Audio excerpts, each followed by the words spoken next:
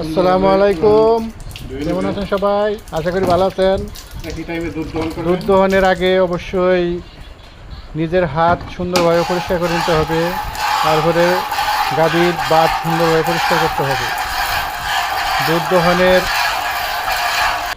পর গাভীকে অবশ্যই 30 মিনিট থেকে 40 মিনিট পর্যন্ত দাঁড় করে রাখবেন, কারণ 30-40 মিনিট পর্যন্ত গাভীর বাটের ছিদ্র খোলা থাকে। শুয়ে পড়লে বাটের মধ্যে জীবাণু ঢুকতে পারে, সে কারণে ম্যাস্টাইটিস এবং উলাল ফোলা রোগ হতে পারে। তাই গাভীকে অবশ্যই 30-40 মিনিট দাঁড় করে রাখবেন। ভিডিওটি শেয়ার করে সবাইকে জানিয়ে দেবেন আর আমার চ্যানেলটি সাবস্ক্রাইব করবেন।